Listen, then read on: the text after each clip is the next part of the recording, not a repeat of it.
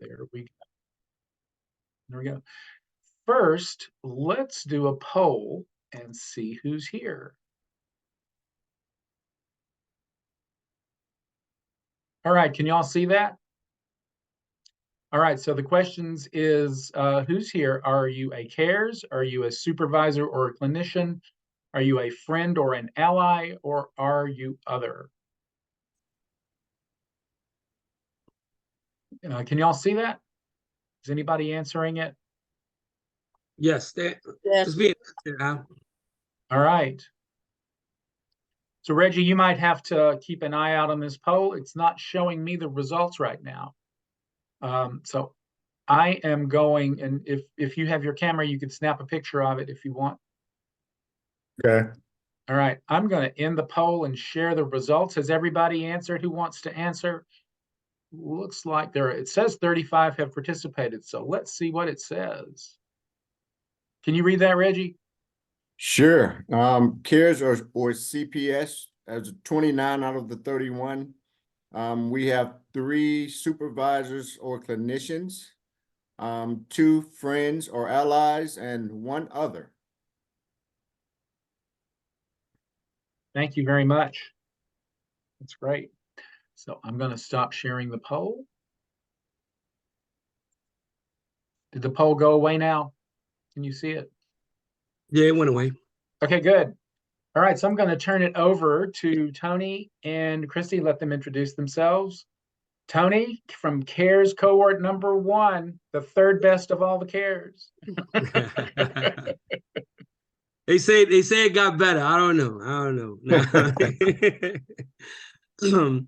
Hello, everyone. Krissi, can you Want me to share my screen? Yes, please. Yeah, well, yes, please. There we go. Hello, everyone. First and foremost, man, it is an honor and a pleasure to be with you here today. We're going to be talking about grief and recovery. Next slide. Ooh, let me shake it out. I mean, I'm with my family, I'm with my CARES people, and I get nervous every time I start, but I know that it's gonna go away, and I appreciate that I still get nervous because it lets me know that this is still really, really important to me. And again, my name is Tony Sanchez, and I'm the founder and creator of Creative Collaborative Solutions. I'm also, and more importantly for me, is that I'm a person in long-term recovery. And what that means to me is that it's been over 22 years since I've had any mind, mood altering substance. And because of my recovery, I get to do amazing, amazing things.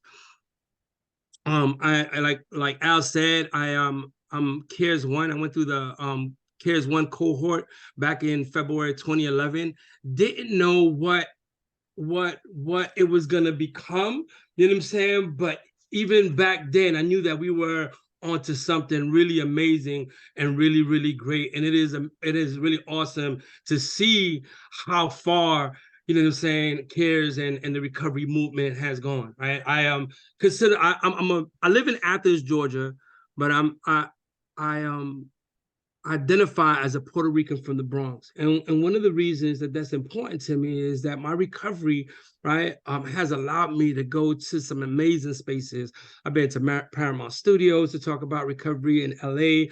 I presented at Morehouse. I spent 3 days at Yale with people from recovery from all over the world. I've been to the White House to talk about recovery, right? And I don't never want to forget where I come from, right? Because what I understand is that there are a lot of people that come from my community that'll never be or never go to the spaces that I've been to. You know what I'm saying? So when I'm advocating for myself, you know what I mean? I'm also advocating for the people in that community. And I also identify as a Puerto Rican from the Bronx because I want to tap into the strength, to the resiliency, to the culture, to the music, to the tenacity and the courage to go through whatever we needed to go through and still be here with a smile on our face, right? I'm a recovery advocate and ally.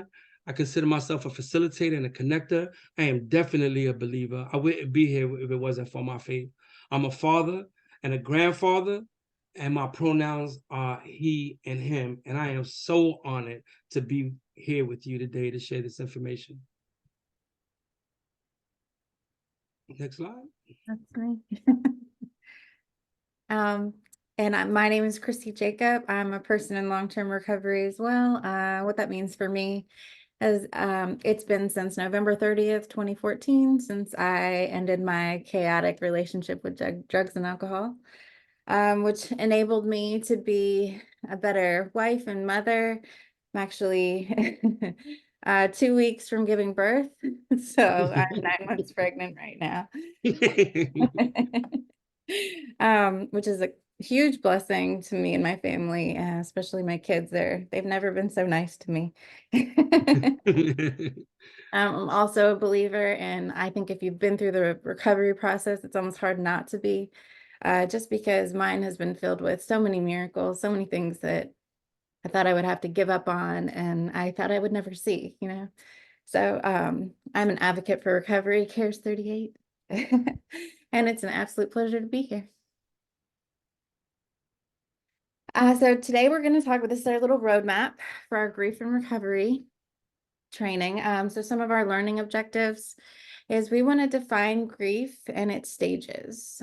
We want to discuss the intersection of grief and substance use challenges, what that looks like. And we want to explore strategies for managing grief and recovery for ourselves and the people that we serve. So jump right in. What is grief? You know, grief is a natural emotional response to loss. It's complex, a process that varies greatly from person to person. So we can't define, you know, how any one person is supposed to go through it. And it can encompass a range of emotions such as sadness, anger, guilt, and just disbelief. We have we're going to start off with a little poll question. We can just discuss if you want to come off mute, but which of the following statements about grief is true? Does anybody want to answer that? We have grief follows a linear and predictable pattern. B, grief only affects emotions. C, understanding and expressing grief can lead to growth and healing despite its unpredictable and varied nature. Or D, children do not grieve. Which one's true? C. C. Beautiful. You are correct. So let's discuss. Tony? All right. Thank you, Krissi, and thank you all. And you know, and Krissi and I are here to present this information. I just want everybody to know that we are, we consider ourselves as lifelong learners as well. So as we're disseminating this information, we also want to learn. We don't know everything. I know that this topic is very near and dear to my heart, especially in the last 3 years. And I shared that I've been in recovery for over 22 years, right? And in 22 years, I've been through a lot, right? And there was 19 years in recovery. Right in the middle of COVID, my wife passed away. It was the first time that I experienced grief on that level, or not experienced loss on that level. And with 19 years of long-term recovery, and by this time I'm the director for the Office of Recovery Transformation. I've been to a lot of the places that I had mentioned, and my life is totally different. I felt like I was brand new. You know what I'm saying? I was in so much pain and so much loss. And part of what got in the way for me was the 19 years, right? I think that I was under the impression that with 19 years that I should know better. You know what I'm saying? And that I should have the answers. And I'm so grateful, man. I am so grateful for the people in my life that who loved me through it. You know what I'm saying? Even, and just loved me through it and just rocked with me when I couldn't go at it alone, right? And I learned a few things, right? And I learned a couple of the misconceptions about grief. Before we start, I just want to say that I do want this to be as interactive as possible. So if you have a question, please put it in the chat. If you want to raise your hand, if you have a comment, you know what I'm saying? Like, let's go through this together, if that's okay. Right. So I want to talk a little bit about the common misconceptions about grief, right? And the first one is that grief follows a linear and predictable pattern, right? But and we're going to talk about, Kubler-Ross model of the stages of grief, denial, anger, bargaining, depression, and acceptance. We're going to talk a little bit about that. But what I want you to know is that it doesn't necessarily follow that order. And for everyone doesn't hit, one of those stages, right? Another misconception is that grief has a set timeline. And there's no normal timeline for grieving.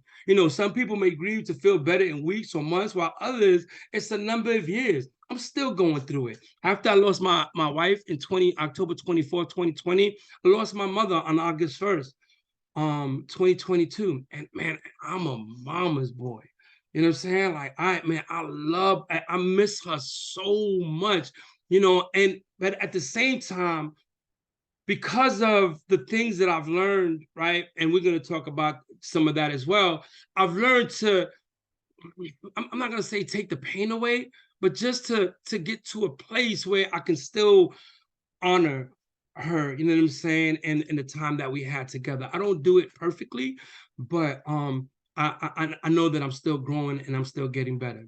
Another misconception is that grief only follows death, but grief can be experienced in response to any significant loss, a loss of a job, a relationship, health, a way of life. Like I didn't understand that I was grieving during COVID when the whole world just stopped and we had to isolate. Man, it was really, really hard. I had to learn that moving on doesn't mean forgetting about the loss, right? Healing from grief doesn't imply forgetting the personal loss. Rather, it means finding a way to carry the memory with you in a manner that allows you to keep living. You know what I'm saying? And that's what I was talking about, how I deal with my mom. Strong emotions should be kept private or suppressed. Expressing grief is not a sign of weakness, and sharing one's feelings can be a critical aspect of healing. I remember when I right after about 2 weeks after Janelle, my wife, passed away, I had went to my local addiction recovery support center, PLR, right? I just needed to be around some people, and but at the time I'm the director for the Office of Recovery, and and I got 19 years. I'm Tony Sanchez. I'm supposed to hold it in, and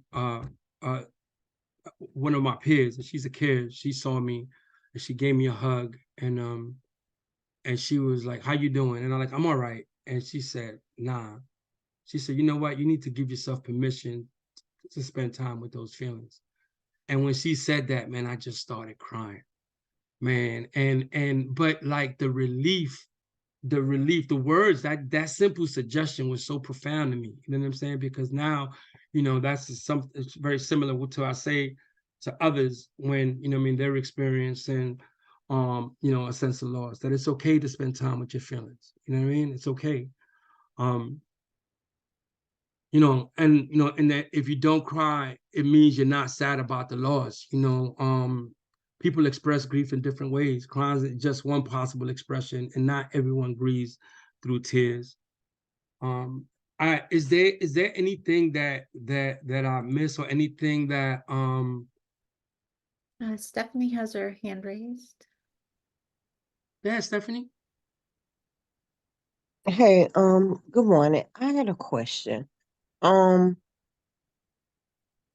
Do you think maybe your grief about your mother wasn't as much because she got a chance to see both sides of you in and out of addiction? Because my mother has been gone for 12 years, but she only saw me in my addiction.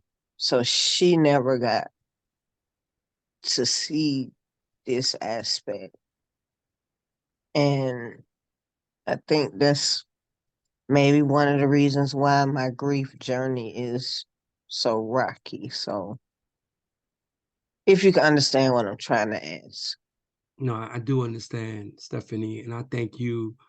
I thank you, for asking the question, and I think so. For me, I think part of it, just to be honest, because she did get to see me to get to see this side, right? You know, she got to see her son, but also I think more importantly for me, it got to my faith, you know what I mean, as a believer and what I believe, you know what I'm saying? And that when initially I thought, you know what I mean, that I lost my mother, right? But then when I talked to my son, so I have a 16-month-old son who was born a month after she passed, right? And 17 months old tomorrow. And when I talked to him and I talked to him about my mother, or some of the things that I talked to him about are the things that my mother taught me. So I come to the realization that she's still with me. I don't know if that makes sense. You know what I'm saying? And that's how I, you know, that's how I find comfort in it. If that I don't know if I answered your question, and I don't have like the right answer. I'm just sharing what has helped for me.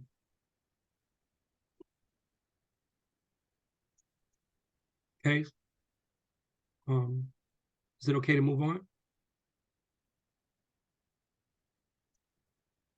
Okay.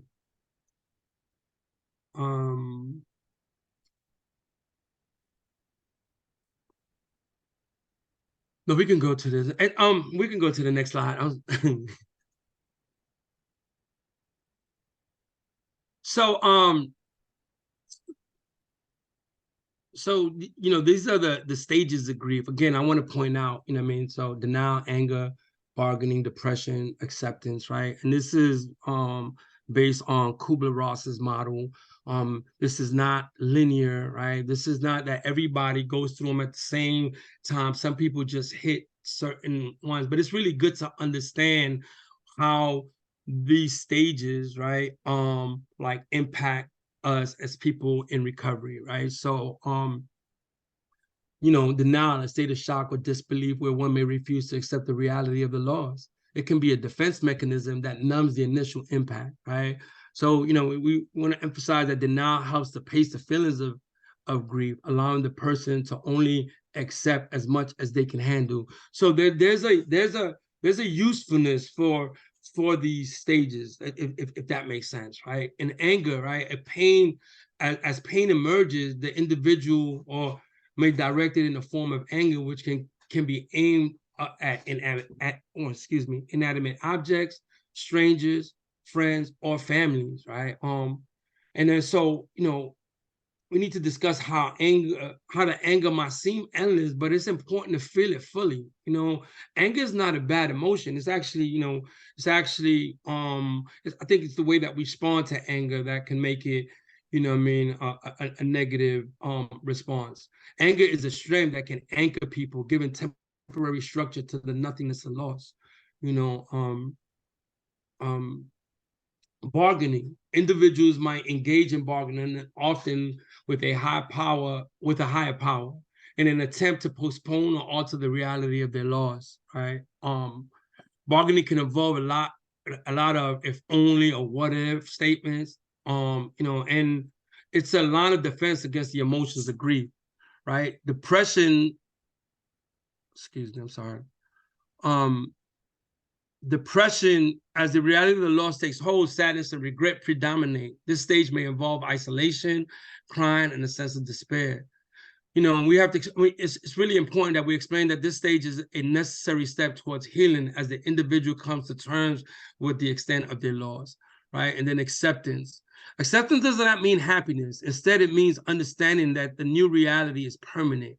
The individual may start to look forward and actually plan things for the future.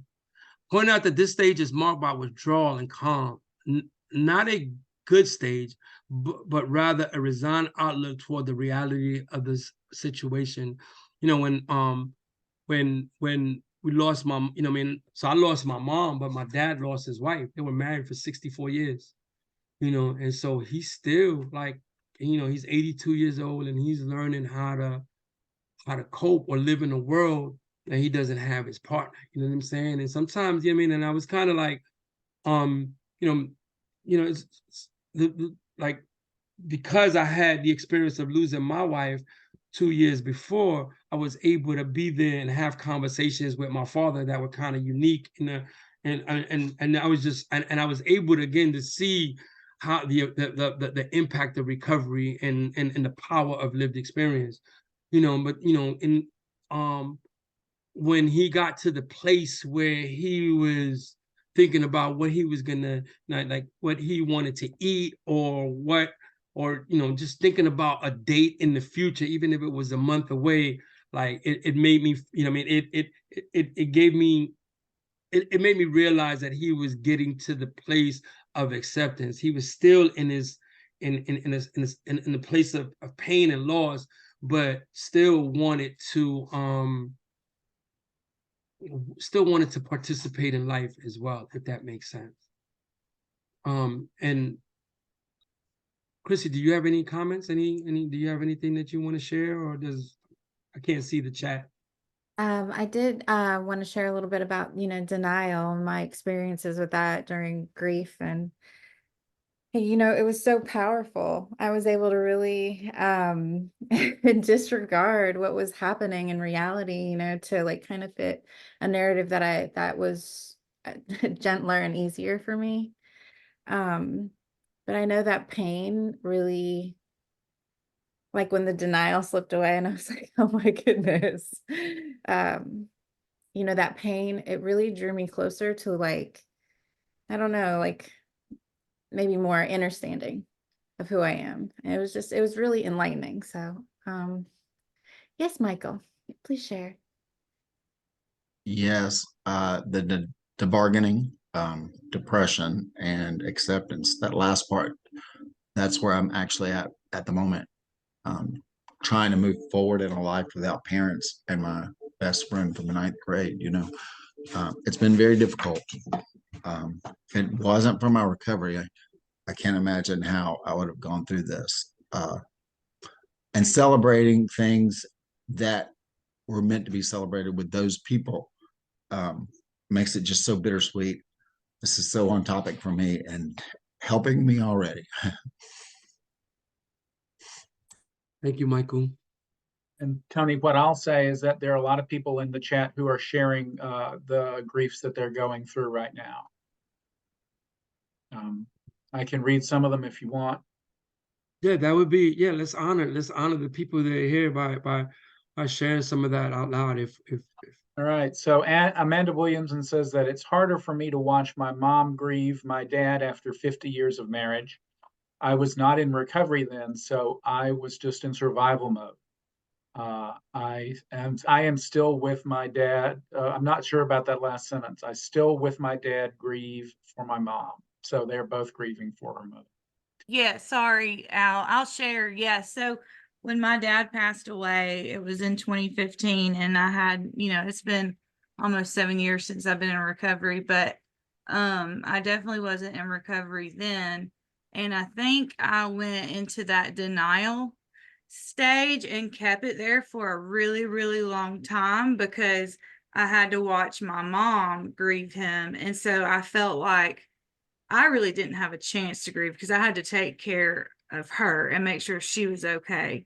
I do now, since being in recovery, I was able to get down to the acceptance stage. And I think that everyone has different things to get them there. Like you said, your higher power, and then different ways that we mourn. Like I have my dad's ashes, and that's something that helps me focus towards, the acceptance stage for me personally.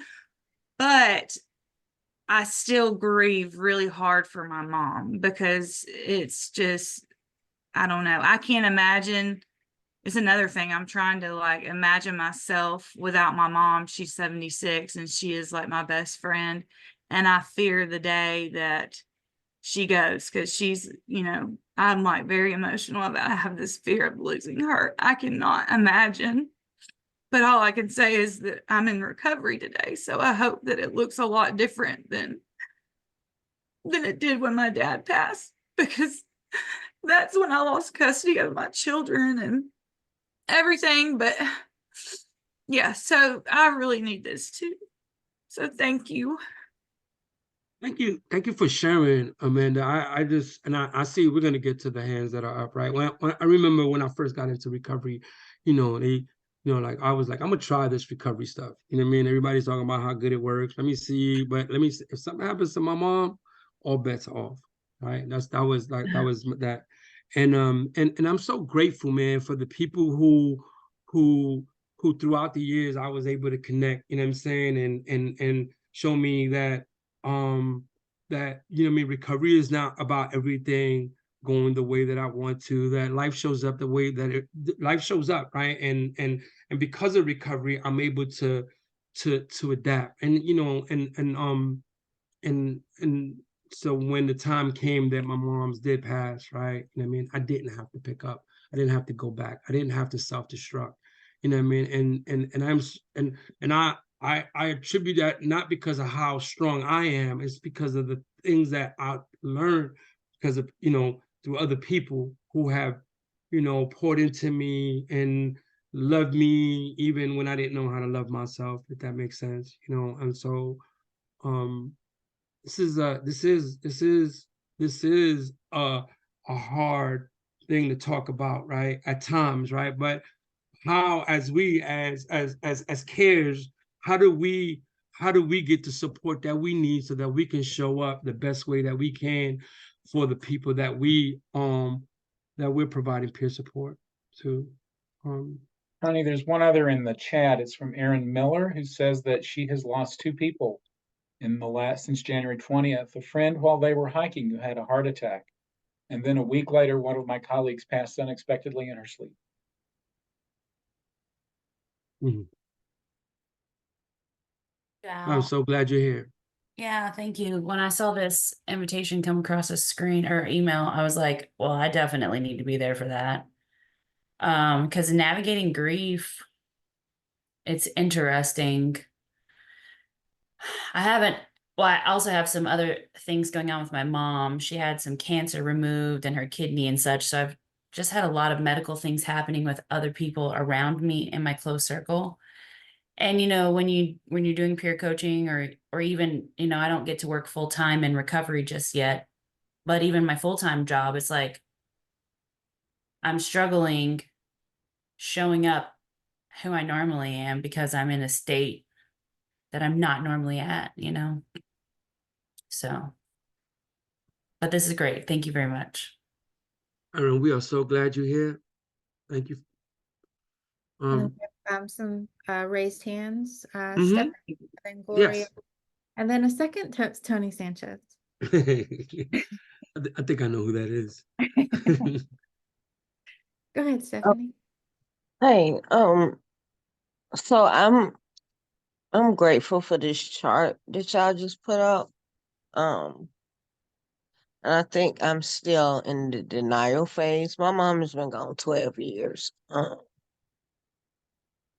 And I think I'm afraid to really grieve because, like, that was my mom. And my dad, he's gone too, but I still have some anger and resentment as it relates to our relationship. So I'm more caught up with the aspect of my mom. And so I'm glad for this chart because I'm right at denial, and I've been in denial for 10 years because I have 10 years clean. And yeah, I'm glad for this. I really need this. Thank you. Yeah. We're glad you're here too, Stephanie. We need you here too. So thank you. Gloria? Hey, how y'all doing? How you doing? Let me tell you something. You just hit me, just slapped me across the face because I'm just realizing that I'm grieving while my mother is still alive because she's dealing with dementia. Okay. I'm realizing because this lady works 16 hours a day, 7 days a week to care for us. And now here I am in a period where you know what? I'm just thanking God that, because things happen at a time, everything's got its place. Y'all know my faith and y'all know how I am about God. That he got me, set me, cleaned me up and everything to come for this time right here, to be here for her. Okay? And I'm going to tell you something else, because that old adage, be careful what you pray for, because you'll get it. Because of the pain and everything I went through in my addiction, I turned around and I asked to please dry my tears, dry my tears, dry my tears. I'm tired of crying. So in the midst of being clean, what happened? I'm experiencing death back to back. My oldest sister, my 100-year-old mother, my auntie whose house now the deed is in my name. Look at God, look what do you do? And now here I am now, and I got one of my classmates from Georgia State. We did the master's program together, and her mother is dealing with dementia. So we there for each other, helping each other get through, But looking at this thing, right, I'm like, this is what I'm going through. Denial, anger, bargaining, acceptance of right now being present, the most, staying focused. Right now, I'm dealing with my mom. Boy, you tell my timing. Okay, now he knew what I needed today. This was confirmation. I'm gonna shut up. Thank you, Gloria. Hey, Donald.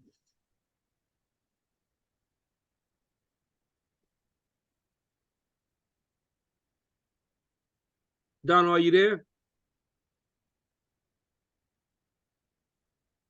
And Tony, I'll give you a time check. We are closing in on halfway in about 10 minutes.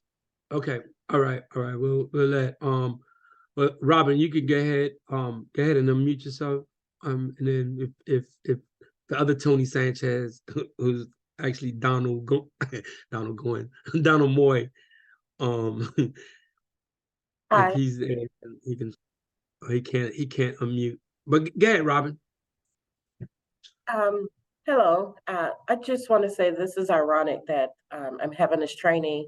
I think I forgot what the name of the training was, because just this morning, I just had a crying session with my program manager about something we have in common, and that is we lost our significant others at a young age, just this morning. So to be having this discussion is right on time for me. It happened in 2015, and my significant other was 48 years old, and I was the one that found him deceased. So that's part of my trauma. But I'm definitely in the acceptance stage. But these stages come and go, and they're not always in the order that we see it here. It comes and goes, and we revisit those stages in time. So I'm just glad that I'm here. Thank you. Thank you so much, Robin. And before we move on, I just want to say that this is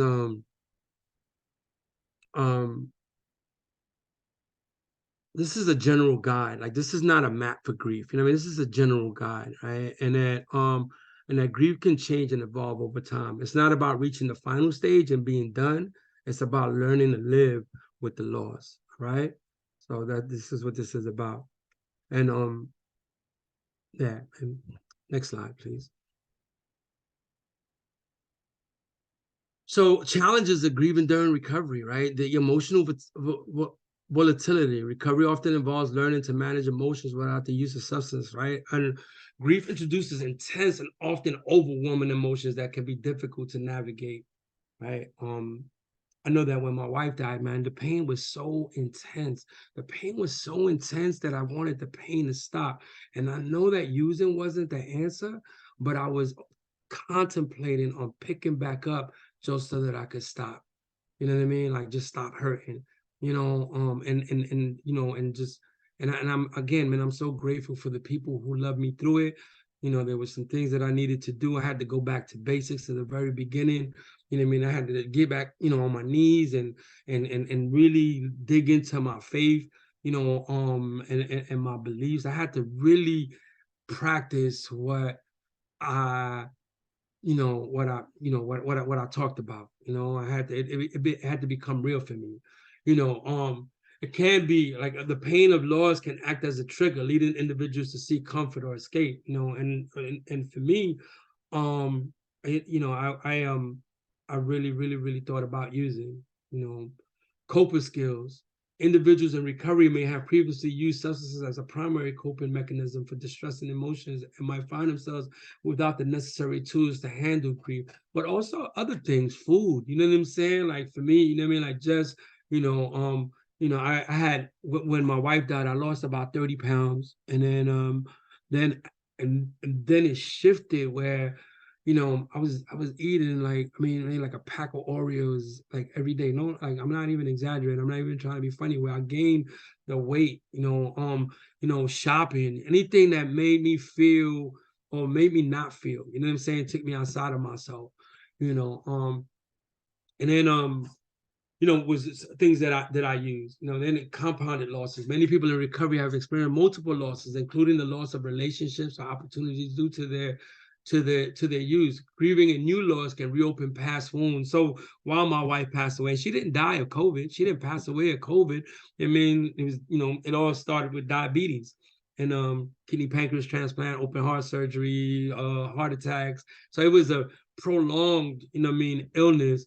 But at the same time, while I'm, grieving the illness and then the actual passing, I'm still dealing with the whole world shutting down, in the isolation and not being able to interact. And so it was, and again, I just want to reiterate, because again, like these are like, and this, look at the conversations that we're having. There's a lot of, I really appreciate the fact that people are taking the risk of to be vulnerable in this space, right? I respect that. I just want to remind us that we are, as carers, we're usually the caregivers, or we're the recovery, we're seen as the recovery coaches, but even as recovery coaches, we still experience pain, and we definitely need to make sure that we take care of ourselves, because we're not exempt, from life on life's terms. Next slide. So the risk of unresolved grief, chronic emotional distress can lead to prolonged depression, anxiety, and inability to experience pleasures in life. Physical health issues, chronic grief can weaken all the immune systems, disrupt sleep, and exacerbate existing health conditions. Isolation, grief can lead to social withdrawal, which can be particularly dangerous for individuals in recovery. Mental health challenges. Unresolved grief can contribute to the development or worsening of mental health challenges such as PTSD, major depressive disorders, complicated grief, and impaired functioning. Without resolution, grief can interfere with daily life, impairing the ability to work, maintain relationships, and fulfill responsibilities. Anyone have any experience or anything that they want to share on some of the things that we just discussed in the last two slides? Hello? Okay. Can you hear me? Who's that, Felicia? Yeah, I'm trying to, am I unmuted? And, Yeah, you're unmuted. We're gonna let you go ahead. We'll let you go first, Felicia, and then Gina, you go next, okay? Okay, I'm over here in tears, but they're not tears of sadness.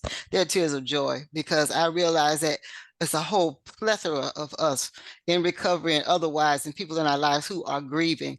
I have a therapist that I talk to every other week, and he makes me feel what I need to feel. He makes me see what I need to see. I've been using food as my drug, and now I've got to get into meditation and exercising. I am in a wheelchair, and I've been in here 9 years, but it won't be 10. Believe me, I am getting up.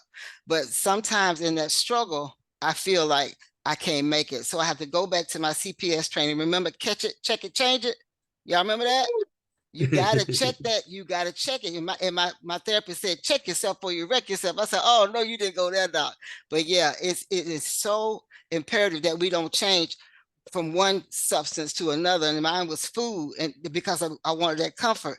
Anything that's sugar, flour, fried, oh my God, give it to me. But I can't have that. That is not my friend. My friend won't give me diabetes. It's not good for me. But I am over here, and I am so happy that you have this, so I can feel what I need to feel, express what I need to express, and go on, because these are the tools that we need to help the community. These are the tools that we need to help other people. And if we don't deal with our own traumas, we can't share what it's like to go through it and be on the other side. All of this is necessary for the work that we have to do.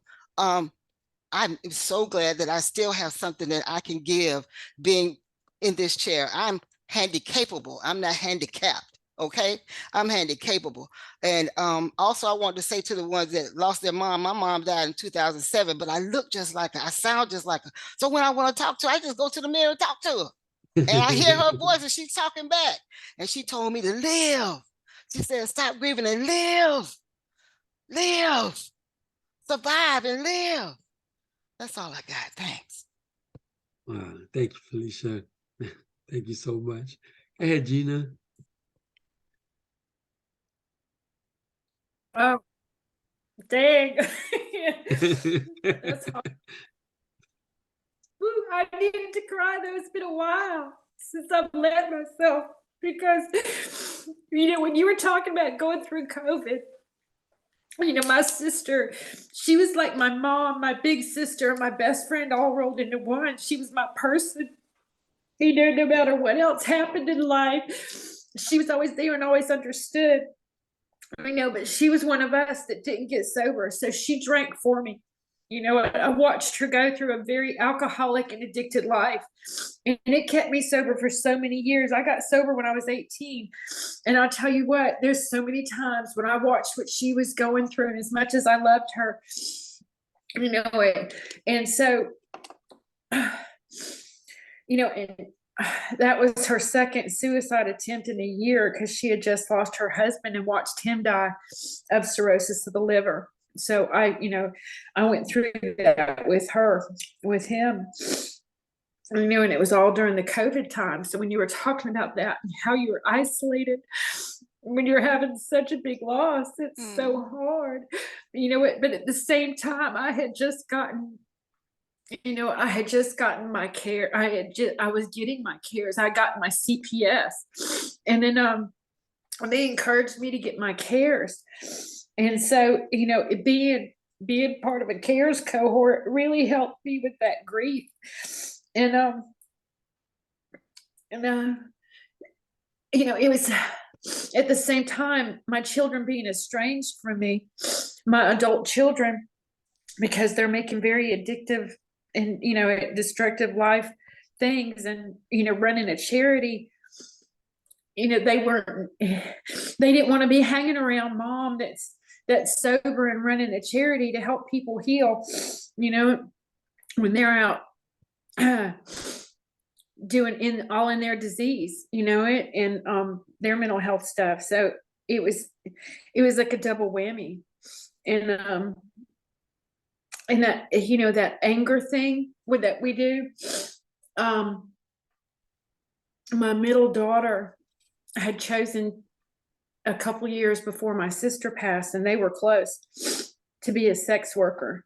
And her birthday, my sister's birthday, was 2 days before her suicide. And so, and I had asked my daughter to call her on her birthday, because we all knew that she wasn't doing good. And so when I would talk to my daughter about it, you know, this is something that was the anchor that, you know, said I've got to forgive myself for.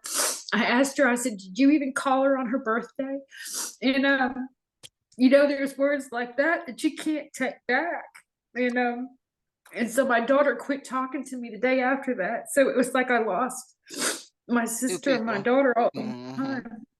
So it was you know, it was hard. So it's, you know, this is helping me process all that stuff. And so, you know, I know it's all in God's timing, and having to forgive myself, and for what I did out of anger during my grief process. And, you know, maybe one of these days my daughter will be able to forgive me too.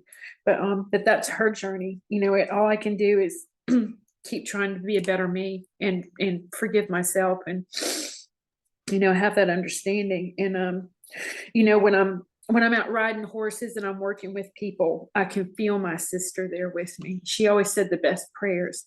And, she always sat there and said, Gina, when you go out and canter on the horses, because she had degenerative disc disease and she couldn't ride anymore. And we used to ride together when I was little. And she used to put me in the saddle in front of her.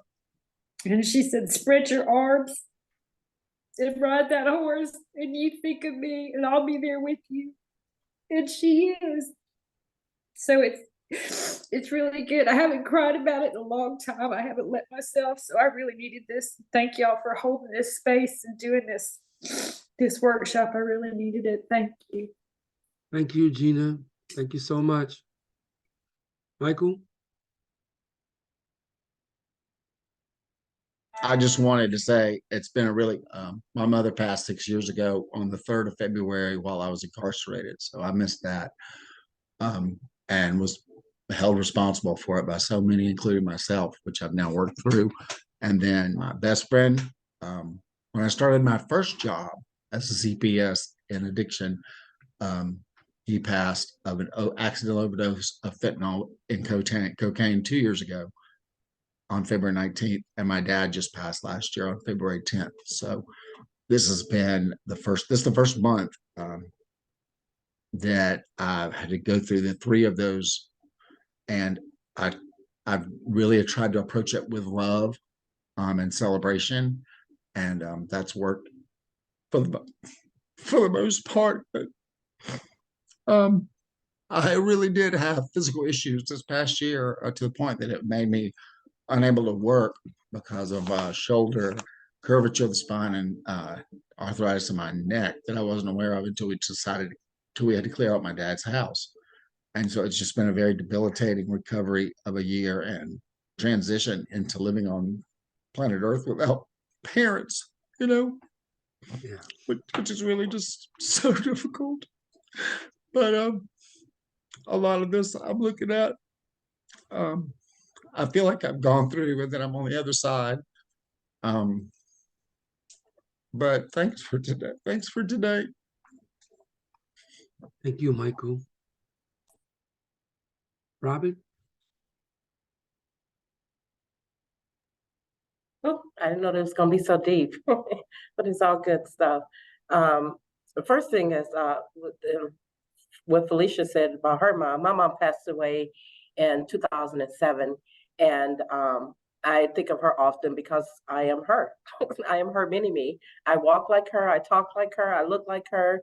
So I often say that every time I get up and walk, I think of my mom because I know I have her walk. But also, recently, my little sister lost her significant other just a few days ago, and I said to her, because I know she had a lot of losses, please get some counseling because of these things. I just snapshotted this risk of unsolved grief because I want to share that with her and some others because especially those of us with dual diagnosis, these things can sort of keep us sick if we don't deal with them. And what I said to my little sister was, please get some help and try to seek counseling to deal with all of your losses because we have to get to the root of the problem. And a lot of times it's deep rooted. And as it was for me, when I lost my significant other in 2015, I truly believe that not only was it my higher power strength that got me through, but counseling. I went through counseling twice.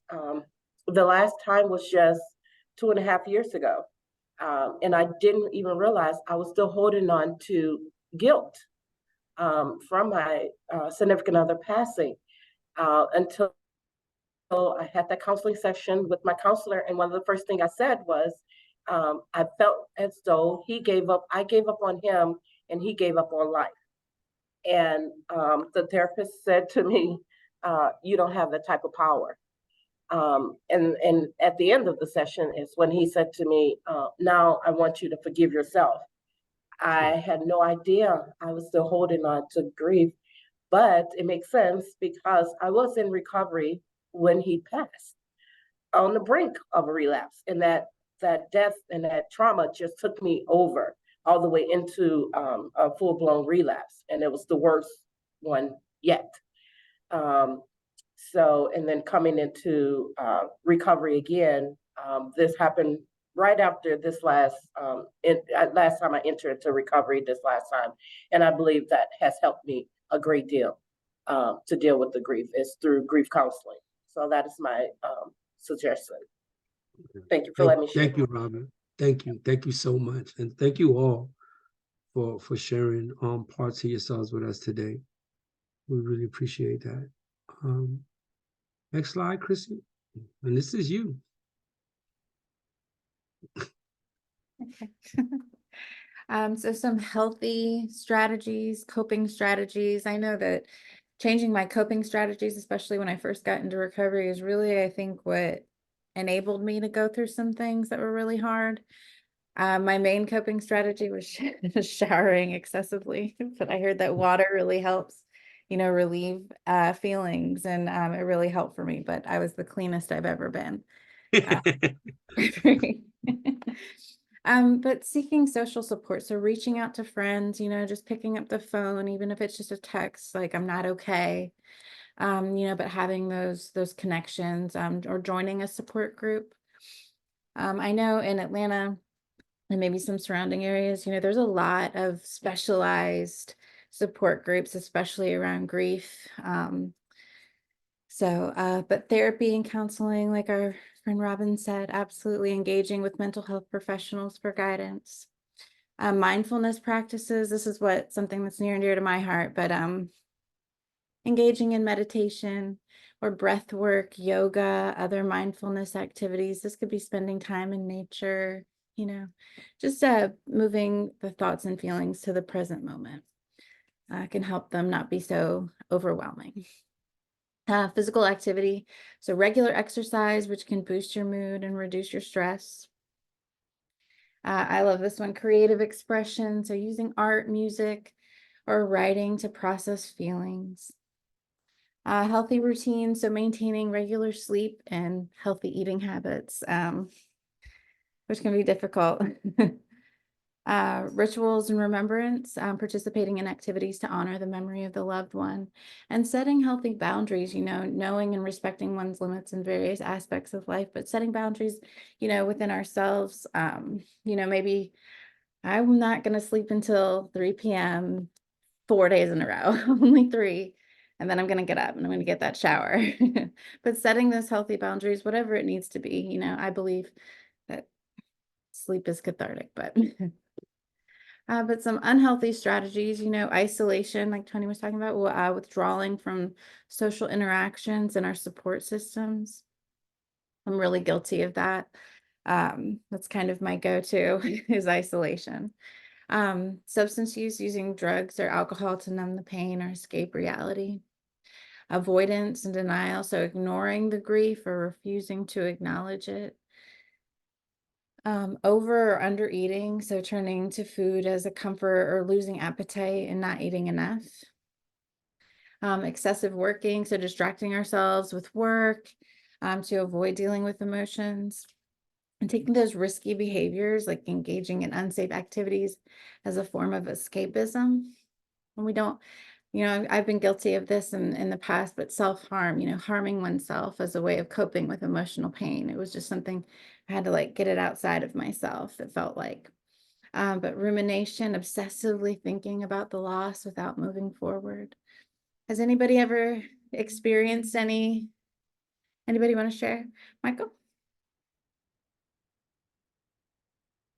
Yes, almost as you go through each one, except for the substance use, praise God, my higher power. All of those things have affected me, especially having moved into my own home, my own place, but surrounded by my mother and father things and my best friend. It's definitely each one of those things have been a small part, except for the substance use, thank the Lord, of my problems that I've had to deal with, coping skills to handle. And therapy was one of the main ones that has helped the most. But Well, thank you, Michael. Thank you for sharing. Stephanie, did you want to share?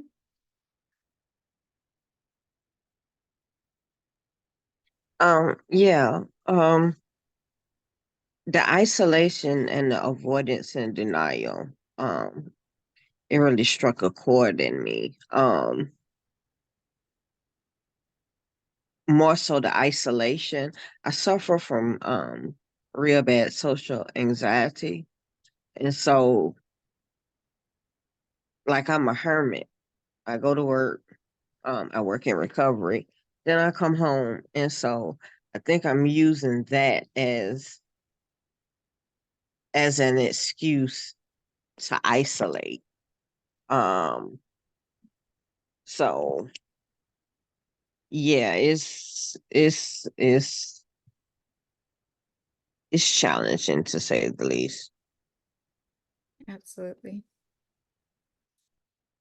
Thank you. Thank you for sharing, Stephanie. Gloria? You're on mute. I'm looking at George's question in the chat, and he said, what would your deceased significant other tell you today about how to live your best life from this point forward? So, but my sister was my cheerleader, okay? I mean, that was my number one right there, 10 toes down, everything. But I'm going to tell you what she would tell me going forward. She said, sister girl, I'm proud of you. Sister girl, I need you to step up and take over, because now I'm going to know what that make you the oldest. So now I need you to do what the oldest need to do. I need you to represent. Okay, basically, I need you to represent me. You know what I'm saying? And that's what I'm doing. Because God has gave me the strength and the willpower to do it. I'm gonna tell y'all something. Y'all have too. Okay, because every time I'm going through something, the first thing I do, I go to my peers. I give that breakthrough in front of my peers. Look, okay, y'all, we doing karaoke. Okay, well, give me a Yolanda Adams something or something. You know what I'm saying? But I'm finna bring it on, because guess what? Iron sharpens iron. So, George, that's what my sister tell me to do. Sister girl, keep doing what you're doing. Beautiful. Thank you. Aaron? Yeah, I just well, I wanted to speak to Michael's comment in the chat. He said he sets aside 30 minutes a day to grieve and to feel and interact with his grief. And I used to do that when I was healing from other areas of my life, and I actually haven't when it comes to my recent losses. So I appreciate you sharing that, because it did help me significantly back then, and I'm going to implement that starting today.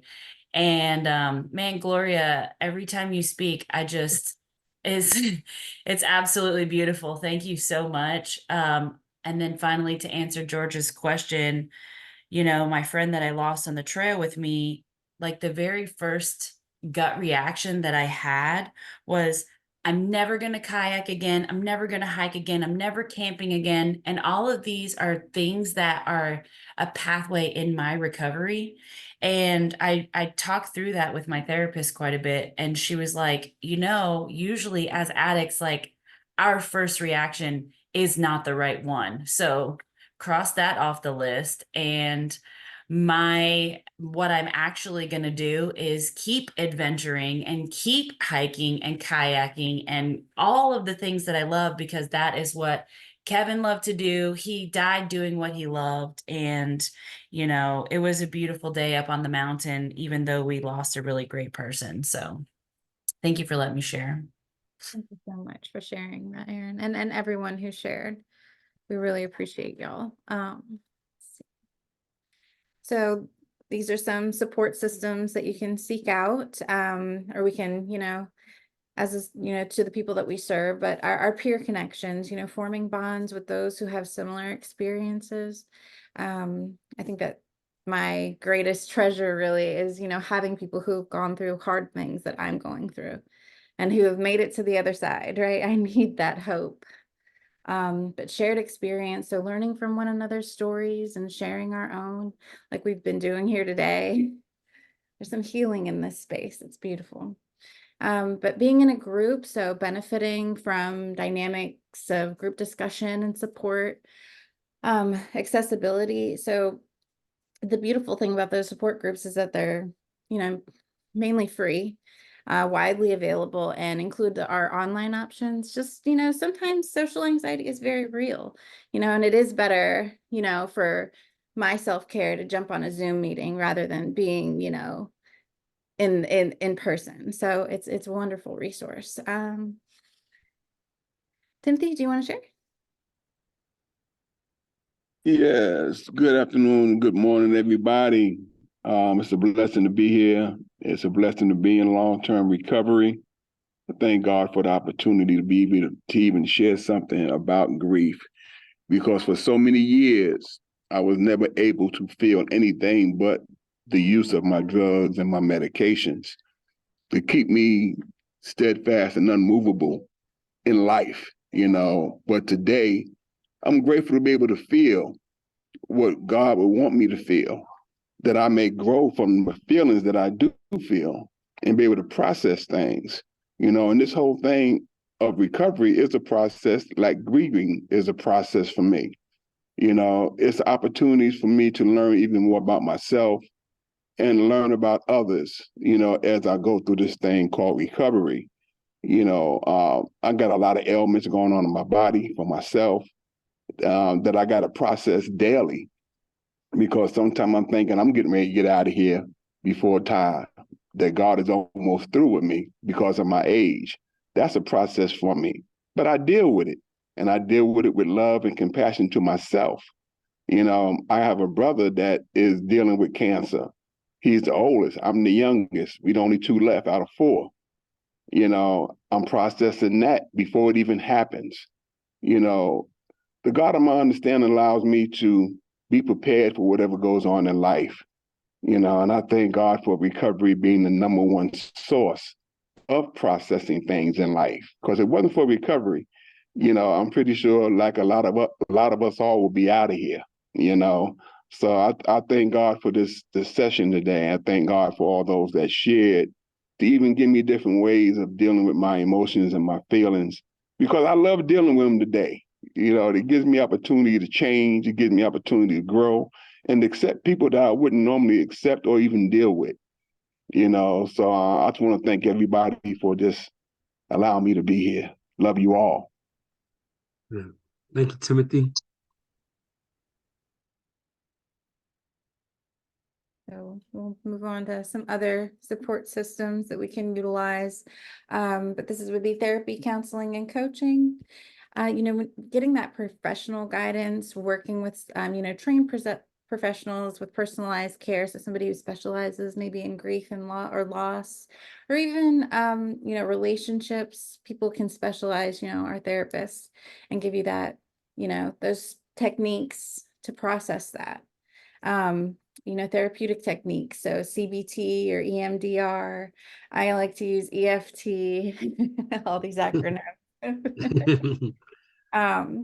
But also it's a safe space. It's, you and somebody that hopefully that you trust and have a rapport with, who you can, speak openly with and share from the heart. Also, therapists and coaches and counseling, it has targeted intervention. So they're trained for specific issues such as PTSD, depression, anxiety, and to mitigate those symptoms, to bring you some relief. Also, you get, it's more long-term planning. So you can develop strategies, handle stressors and triggers, but also track and monitor your progress, and have that person kind of walking alongside you on that journey. And then we have community support, which is an amazing support system. So, connecting with local community resources and networks. Also maybe finding volunteer opportunities. So find that purpose and helping others and giving back, even in the midst of, pain and grief. Participating in events that celebrate and foster cultural connection is another community support you can utilize. Social activities, so attending social gatherings, clubs, or public events. I know one thing that helped me after my divorce was I joined a kickball league out of my church, and it was just, I still have those friends, and it was just so fun. And I'm very competitive. So it was a great release, and I still have that connection, and it really did heal me. Just didn't have to really talk about anything, was just going to have fun, but made such great connections. But there's emotional program or educational programs, you know, learning a new skill or information through workshops and classes, something we can do to support ourselves within grief or support others, and also spiritual support. So access to spiritual or religious groups that can offer comfort and guidance. And I'll turn it to Tony. Okay. All right. So thank you. And we have about a little bit over 20 minutes. So we're gonna we definitely want to make sure that you get all the information, and we still want to leave a little bit of time so that we can kind of just, you know, closing remarks. All right. So self-care and grief, enhancing recovery through well-being. So there's the physical health, foundation recovery directly impacts emotional well-being. You know, developing hobbies, emotional outlet allows for expression and stress relief. One of the things that I started doing is I started reading again. I mean, I read a lot when I was especially the time in jail and prison. I read and I wrote. But I in the last couple of years I've had given myself the opportunity to read and read nonfiction. You know what I'm saying? I mean, no, read fiction. I'm sorry, because so just like, you know, just kind of like zone out and let my mind just explore new things.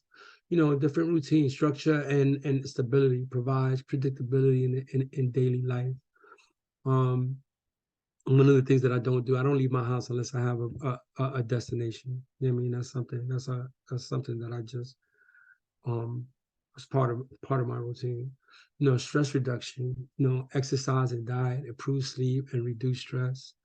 You know, sometimes just, you know, just turning off the lights, putting music on, or I mean, just kind of disconnecting from devices, you know what I mean, from the phone and computer. It's really, really important for me.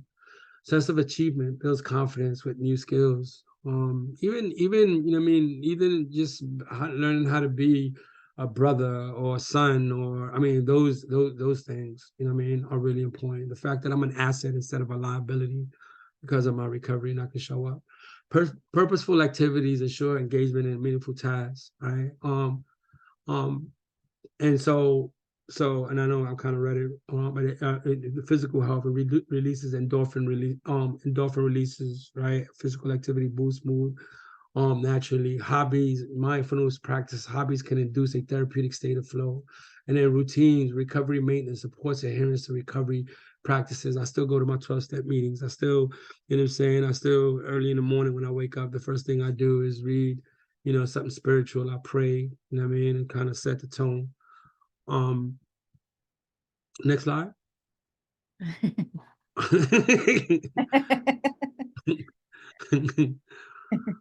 And you know, there's warning signs, right? And it, you know, again, it goes 1 through 5, but this is not linear, right? You know, increased isolation, withdrawn from friends and family and support groups, right? Changes in attitudes and becoming pessimistic or indifferent about recovery.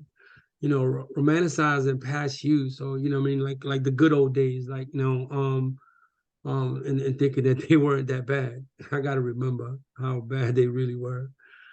Skipping meetings, not attending or participating in support group meetings or therapy sessions. And that's one of the, you know, one of the advantages that I have in 10 to 12-step, that I become you know what I mean, we become like family. So when I don't show up, I get a call. People hold me accountable. Neglecting self-care, ignoring personal hygiene, sleep patterns, or nutrition, you know, even more than that, like if I, you know, my bedroom, like if I don't make up my bed, like sometimes I'll walk out and I'll come back in and I'm like, oh, well, you know, what's, you know, like, stop, what's going on?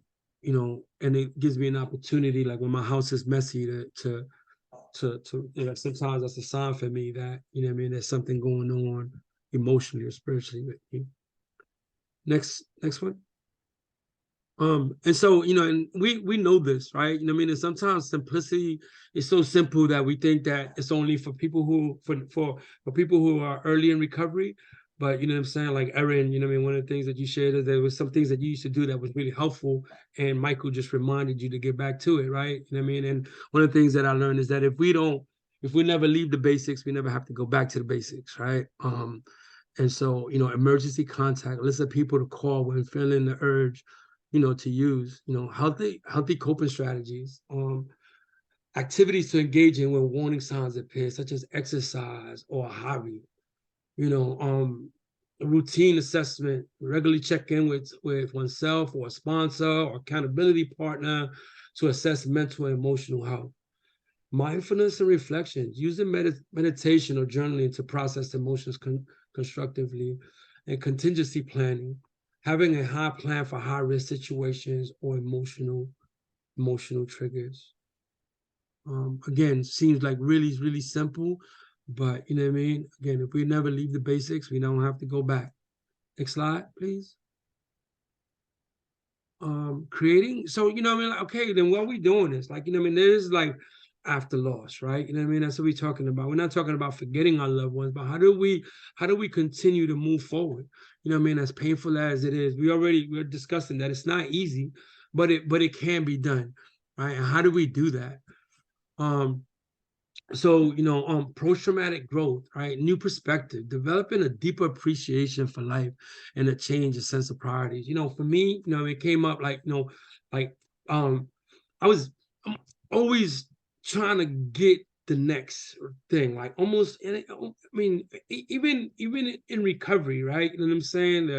The promotion or position, or you know, just do the next thing. And one of the things that I came to realize, especially after Danielle, my wife, passed away, is that one of the most important assets, the most important commodity, the most important gifts that I have is my time and my health. You know what I'm saying? And who I spend it with is really important to me. So I don't want to be just chasing things, because a lot of things that I thought that mattered don't really matter, or don't matter as much, right? There's a personal strength. You know what I'm saying? There was a time, man, that if the wind blew, I would break. You know, but that today that life can show up, and it doesn't show up necessarily the way that I wanted to, but I can still show up in spite of the pain, right? And not just for myself, but for others, right? Improve relationships, experiencing more meaningful connections with others. Because again, not taking things for granted. You know what I mean? Like, I'll see you tomorrow. Tomorrow's not guaranteed. You know what I mean? So, like, you know, man, I'm in the practice of telling the people that I love them. You know what I'm saying? On a daily, sometimes multiple times a day. And not just by words, but also to prove it in action and show up when I say I'm going to show up. New possibilities, pursuing new interests, career paths, or life directions. You know, never too old. I'm working on going back to school. You know, and just, you know, I just something that I think I owe it to myself, something that is, you know, that I want to do for myself, you know, so I'm going to go ahead and do it. And then spiritual development, you know, I mean, in the last 3 years, I think my faith and my belief in the God of my understanding has been strengthened like exponentially. I can't even describe it. You know what I'm saying? Like, I just knowing that he's got me, you know what I mean? And I don't have to understand everything. All I have to do is just believe and show up, right? And that has been really helpful. Next slide. And so legacy building and memorializing, so honoring the loss, you know what I mean? And so I know for my mother, we have a little table with her picture and her ashes, and you know what I mean? And I go every morning and I say hi, you know, I just go down there and say hi, you know, and I'll take my son when he's here, and hey, this is your grandmother, you know what I mean? This is, you know, I mean, man, I can't wait to tell you more about her. You know, continuing the bonds, finding ways to maintain a connection with the memory of the loved ones, you know, and some, you know, we find ourselves, you know, saying things that, or, you know, that she would say, or things that were important, and it makes us laugh, you know what I mean? And we honor, you know, my mom's like that too, but also Danielle, my wife, as well. You know, through creative expression, using art, writing, or other forms of creativity to express and remember the loved ones. I'm not, well, I got a lot of pictures that I trying to make collages. But you know what I mean, they're just not. I got in my bedroom on my dresser mirror, I got a lot of pictures of my mom and me and my mom and me and my wife. Community impact, establishing scholarships, charities, or community projects in the name of loved ones. You know, even even showing up because of my personal experience, being able to provide support, not just people who are in recovery, but just to share my experience, I hope, you know, related to loss, you know what I'm saying, and how to move on. And then personal rituals, creating personal rituals or traditions that celebrate the loved one's life and legacy. You know, these are things that we can do, and not you know, to move on, but also still feel connected to the person that we've lost, right? Next slide. And you know, and so closing thoughts, integrating grief and recovery, right? Just want to remind us that grief is multifaceted process. It's unique to each individual and doesn't follow a set of patterns, timeline. Stages of grief are non-linear. Stages are a guide, not a strict progression. People may move through them in different orders or revisit some stages. Recovery amplifies grief. Those in recovery may feel grief more intensely and are at risk for setback if grief is not addressed, right? So unresolved grief poses risk. It can lead to prolonged distress, mental health challenges, and substance use, right? But there's healthy coping ways to deal with it, right? And it's crucial. Support systems, therapy, and self-care is essential for managing grief without jeopardizing recovery. Mindfulness helps. Mindfulness exercise can regulate emotions and reduce the stress of grieving. Reoccurrence prevention is key. Recognizing warning signs and having an action plan. Remember, if you never leave the basics, we ain't got to go back. And that growth is possible. Post-traumatic growth and legacy building can transform grief into meaningful and personal development.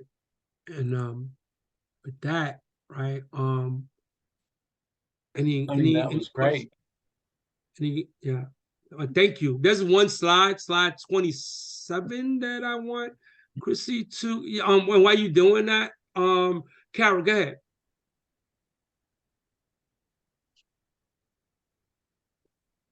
I thought it was reflection and question time. Is that it is correct? it is it is how do you just really quick, I'm sorry, Carol, just hold on and do your Krissi, thing and then I'll talk. There you go, Carol. Okay. I knew what you were thinking.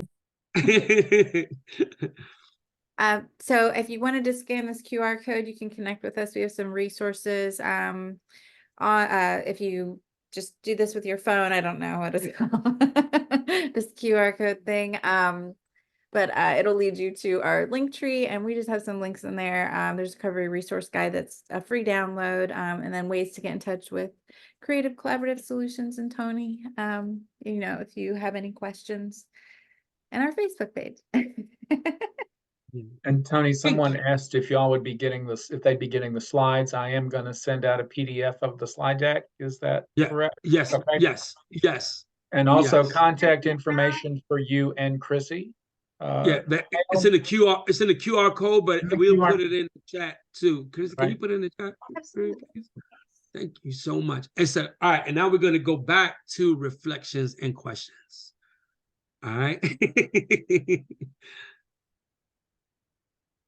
Okay, it looks like I'm on. My name's Carol. I'm a person in long-term recovery, and I'm interested in possibly becoming a peer recovery coach. But in my experiences sponsoring women, I know for me in my recovery, you put up something about compounded losses and the loss of opportunities due to our addiction.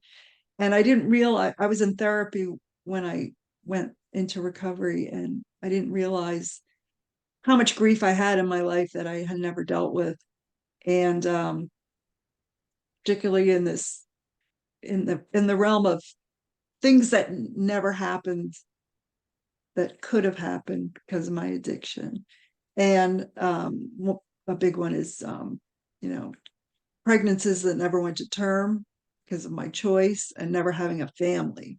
And this is huge, and it gets huger as I get older. as people starting getting grandchildren. So I'm constantly triggered. And I know other women who are in the same position, and they don't even look at it. So, until they grow in their spirituality and realize what they've done to their lives. Anyway, just reviewing the tools, because I'm in a constant state of grief. And, I have to live in these basics. I have to. It's never going to go away, because somebody's always going to get, my dad's got dementia now. It's just constant how much grief is in your life, and how we have to cope with it. So anyway, this got me back to some good tools and reminders. And I just wanted to claim my seat and speak up. It's very good for me. Thank you, Carol. Thank you so much. I'm glad you're here. Michael? Just one thing. My father, right before he passed, said, Michael, you're entering the best and the hardest part of your life, just so you know. Your body stops cooperating. I'm 56, by the way. And those that you love end up being on the other side, and you have to make a way in life, to deal with moving forward without them. And that's what I'm doing now. But that was one of the things he had said, and it's very true. Right after that, I started having physical problems and body not doing what it wants to do, what you want it to do, and learning to live without those people that were anchors in your life before. So this has been a blessed day. What a great thing. I needed this today. And Tony, I'll say that Michael has put his email in the chat, offering to do virtual personal wrap plans for anybody who would like to reach out to him. Awesome. Awesome. Valerie?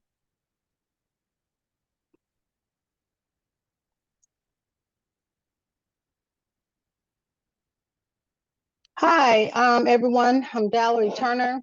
I'm in long-term recovery, and this has really set a tone for me, because next month will mark maybe about 15 or 16 years that my mother had been gone. And I was trying to prolong her life by donating a kidney to her. And she still passed away. So there was a lot of blame that I felt like if I had not done that, or had I not been a match, that she would still be on dialysis. But I have since learned that what is for God to handle is for God to handle, and that I'm not God. He used me as a vessel to try to help my mother, or to show my mother that, no matter what, I will be there for her. And that's how I showed up for her. So my guilt has passed. I'm renewed. And I know that I'm in the right place, in the right space, to take care of myself, with living with one kidney, and to know that my mother left knowing that, I didn't do all the damage that I thought I did to my body. I didn't. I know she knows that, that I would do anything for her. I did not want to continue to be in the space where, I could not continue to live her legacy, what she stood for in our lives. And I took that to heart. I heard Gloria say what her sister would say, and I would just do what my mother would do. I would, I would say my mother would do such and such. And, I didn't know how much my mother protected me until she passed away. It was like people were coming all over the place and saying that, that I couldn't do this and I couldn't do that. And I had to just get mad and stand up for myself. I felt like a lot of people saw that she was gone and they could do and say whatever they wanted to say to me, because normally my mother would have a talk with them. And I don't know what my mother would say, but they wouldn't bother me anymore. I would never hear the conversation. So I learned from that when I need to talk to somebody, if I needed to say something, to them, I would go one-on-one and it would change the whole situation. So I was like, yeah, Ma, I hear you. So she left me a lot of tools to live by. And I leave to everyone that is still grieving, because we're never gonna forget our loved ones. They're always gonna be in our hearts. They're always gonna be in our souls. And let's live for them. It feels so good to know that my mother memory lives on, even with my grandchildren, because we have stories to tell to our loved ones who never met my mother, who never got a chance to see the interactions. She just had us laughing all day long. All day long, she's gonna laugh and she's gonna joke. And then when she's serious, she's serious, but you still might laugh because you don't know the difference. And she just puts it in a situation where, yeah, you'll laugh, but you'll get in line. So I just want to thank you, Tony and Krissi, for this webinar, because it's a cleansing opportunity for me. And to bring back memories and to renew. And I thank you. I thank you so much. Thank you, Dalla. Yeah, thank you. And I just want to say what a wonderful webinar this has been. Tony, I really appreciate you bringing up post-traumatic growth and reminding us that the growth that we have after trauma is something we can really focus on and pay attention to. Thank you both so much, Tony and Krissi. Awesome.